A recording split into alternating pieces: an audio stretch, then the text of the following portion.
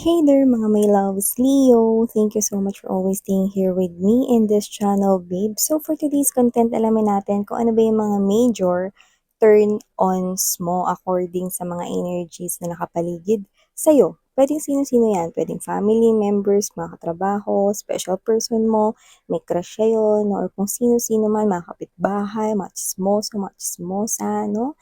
Malay mo, meron din sila mga nakikitang major turn-ons mo. So whatever the case may be, malalaman natin yan, no? Pero bago yan, let me just greet everybody. Hi and hello there new subscribers. Ako po si Yan. Welcome. Tuloy po kayo rito sa aming community. At sa mga returning subscribers, thank you so much for the warm love and support you're giving me. So, wala po tayo ditong gender, babae, lalaki, LGBT, cross-watchers. You can flip roles if you want. Of course, you can do that if that's what you want, mga babes. Since this is general reading right here, and of course, we do not have any gender and age. Wala po tayong ganyan sa tarot. Kaya naman mga babes, at pang hinihintay natin for ya, Leo, alamin na natin, no? Ano ba ang mga ito? So, Spirits and Angel, guys, Archangel Michael, maraming salamat. This reading is intended for my Leo people. Ano po yung mga major turn-ons daw nila according sa mga energies na nakapaligid sa kanila? Can you please show me? Archangel Michael, thank you so much for being present here in this reading together with the angels and guides. This is for Leo. Ano po yung sinasabi ng mga energy surrounding Leos? Yung mga major turn-ons daw nila na napapansin nila kay Leo. Yan. Major turn-ons ni Leo. Can you please show me? Leo. Diba? Alamin natin yan. Okay, so let's go ahead. Ilatag na muna natin lahat, no? Bago natin basahin yung mga major turn-ons nyo daw. So you do have here the Queen of Wands energy. Maaring popular ka or maaring kilala ka. Baka marami kang followers, maraming likers, or marami kang friends. Or baka sa field of work mo, kilala ka. Okay? You also have the Four of Cups energy, Moon card, Five of Coins. Queen of Swords ay present rin dito, Three of Cups. World card, Judgment right here, Six of Swords ay nandito din. Hierophant energy, Five of Cups, and Ten of Swords. Okay.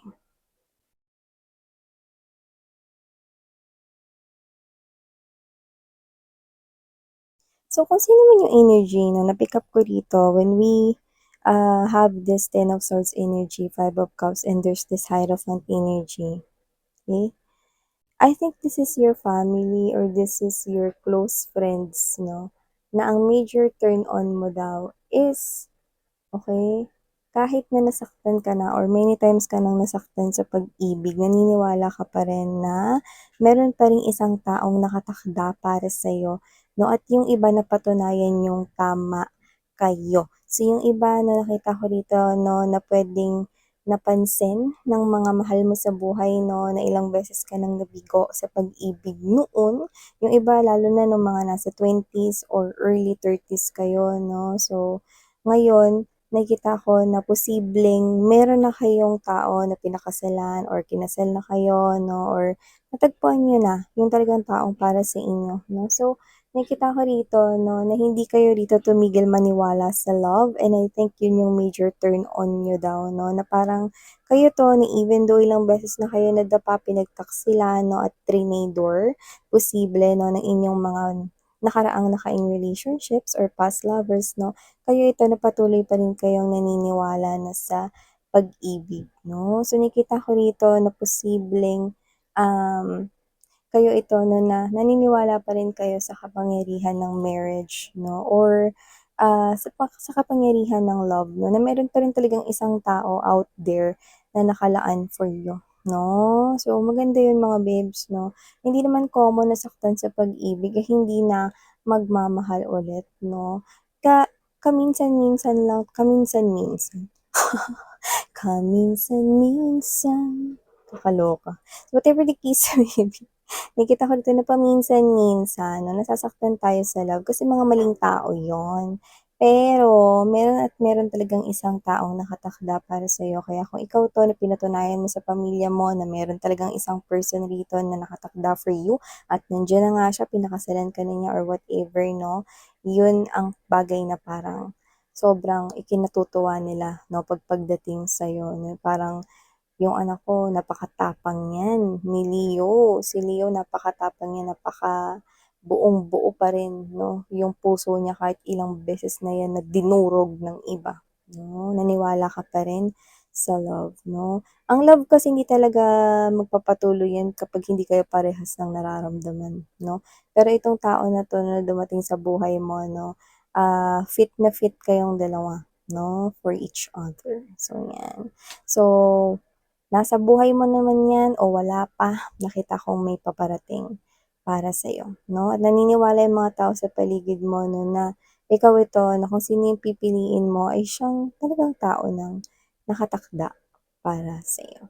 So, nakita ko dito 'no, na medyo kagaya ng sinabi ko sa inyo, baka popular ka sa work or popular ka dito 'no, sa iyong trabaho. Eto, nakikita ka ng mga bashers mo as somewhat here, major competitor nila, major rival nila. So nakita ko dito na turn on mo daw yon 'no, yung pagiging charming mo but at the same time may ibubuga ka 'no. Sometimes naiinis sila sa pagiging thoughtful mo at kind mo at iniisip nila na minsan baka nagpa-plastic-plastic ka lang. Pero alam mo kahit na, ganyan na kiniinggitan nila 'no, yung pagiging, energy mo na sweet, kind, and thoughtful 'no. Alam din talaga nila na may ibubuga ka pagdating sa negosyo or pagdating sa pera or pagdating sa trabaho, ano man 'yan 'no. So in short, major turn on mo according to your bashers is yung pagiging, determinado 'no at pagkamasipag mo sa trabaho. So yun yung nakikita ko dito 'no, 'yan. See, pati yung mga kumukumpitensya sa'yo hinahangaan ka. Tsaka yung iba sa inyo maganda kayo tsaka gwapo kayo 'no, or natural yung beauty ninyo 'no, physically attractive din kayo. Parang, naiinis sila kasi maganda na kayo, gwapo na kayo, ta's parang hindi pa nila kayo mapantayan, di nila kayo maungusan dito 'no. So parang ano 'to, nasa iyo na lahat, Leo. So whatever the case may be, yun yung nakikita ko rito 'no, naiinggit man sila sa'yo dito pero nakikita nila 'no na, deserve mo naman 'no, yung ganyang klase ng atensyon 'no. So nakikita ko rin dito 'no na pagdating daw sa pagdedesisyon hindi kayong mada-mada, alam mo yung mada-mada? Mamadali. Hindi kayo nagmamada-mada 'no, na nagmamadali. Kayo 'to na pinag-iisipan niyong mabuti lalo na pagdating sa trabaho, negosyo 'no. Medyo detalyado kayo rito at medyo may pagka-strikto kayo, very authoritative yung datingan ng energy ninyo, pero magandang strategy daw 'yan para para maging manageable 'no, ang inyo rito na inyong mag-suit or mag-fit yung inyong designation sa inyong work 'no. So nakikita ko dito na ganito mo i-handle ang situation sa trabaho or sa negosyo kaya nagiging successful ito. Tama, pag-isipan mong mabuti bago ka gumawa ng desisyon, ganyan ang nakikita ng mga puwedeng trabahante mo itong mga 'to o baka ito ay mga katrabaho mo na alam nila kung gaano ka mabusisi 'no, sa iyong trabaho. Alam nila na kapagka ikaw ay nagdesisyon 'no, yun ay, para sa ikabubuti 'no, ng lahat or ng sitwasyon ng negosyo or ng trabaho ninyo. So ikaw yung klase ng energy na matalino ka, na parang kahit yung ibang mga makasama mo daw 'no is hindi gano'n ka-brainy, pero nadidiskartehan mo 'no. Parang kung kunwari ito ay klase ng contest, kahit na 5 kayo diyan ta's ikaw lang yung nag-isip, mananalo pa rin kayo. Okay, wow! I think these people here admire you, baka mga katrabaho mo ito, baka mga kaklase mo 'to 'no, na walang ambag kundi pansit kanton lang. So nakita ko rito 'no, na kung sino man 'tong mga energies na ito 'no, they admire you for being brainy, intelligent, smart, and at the same time, innovative 'no. Madiskarte daw kayo rito at maparaan kaya ligtas ang mga grades nila or ang inyong trabaho 'no. May tagumpay dito 'pag ikaw yung kasama nila or ikaw yung naging leader. 'Yan. So, posibleng mga katrabaho mo rin 'yan. So, ito tingin ko mga kapitbahay mo na 'to, mga ka-barangay. So, kung sino man 'tong mga 'to na nakikita ko rito na posibleng hindi mo alam na na masyado sila ritong nakikisawsaw sa buhay mo 'no, pero alam alam mo na nakikisawsaw sila sa buhay mo, pero hindi mo alam na masyado silang nangingialam sa buhay mo. So, ano naman kinalaman ng turn on diyan, Miss 'yan? Well, sa nakikita ko rito, sumasakit ang ulo nila sa'yo. 'Yan, o bakit? Kasi nagiging successful ka dito with the World card energy right here 'no, and the Three of Cups. So, nagiging matagumpay ka dito at hindi nila malaman-laman yung sekreto mo. Alam naman nila 'no, na parang kahit na mag-imbento sila rito ng mga bagay-bagay na may illegal kang ginagawa o meron ditong hindi tama sa ginagawa mo o baka kumakapit ka lang, sumisip-sip ka sa boss mo, yung mga ganyan 'no. Alam nila sa sarili nilang hindi ka gano'n, lalo na kung ito yung mga matatagal ng mga kapitbahay mo or mga matatagal na rin na mga puwedeng friends or mga kakilala mo dito 'no. Pero hindi nila rito talaga maintindihan kung paano ka nagiging successful sa mga ginagawa mo. Doesn't have to be na lahat yun ay extravagant or huge 'no. Kahit yung mga small winnings mo napapansin nila na parang ang swerte-swerte mo naman, parang anong meron? Bakit parang lahat ng hinahawakan mo ay posibleng maging ginto? Yun yung idiomatic expression kung saan lahat ng ginagawa mo ay nagiging successful. Bakit ka ganyan, Leo? Ano ang sikreto mo? Ano ang strength mo? Share mo naman. Yan, no?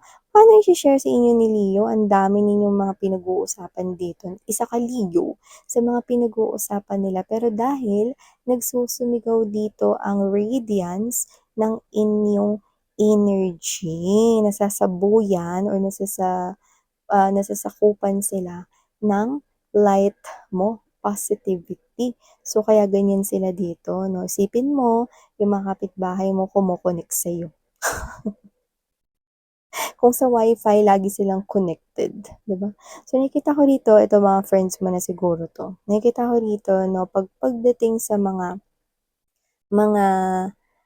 inuman, game ka, 'yan 'no. Parang parang kulang sa'yo kapagka kita-kita lang kayo, hindi kayo kakain ta's hindi kayo iinom, parang kulang 'yun sa'yo. So, hindi ko alam kung ba't ang major turn on nila rito, hindi ikaw 'yung nanlilibre, pero ikaw 'yung parang buhay or ikaw 'yung nagiging dahilan kung ba't nagiging lively 'yung ano, 'yung 'yung kita-kita ninyo, 'yung reunion ninyong mga magkakaibigan o 'yung gala-gala ninyo moments.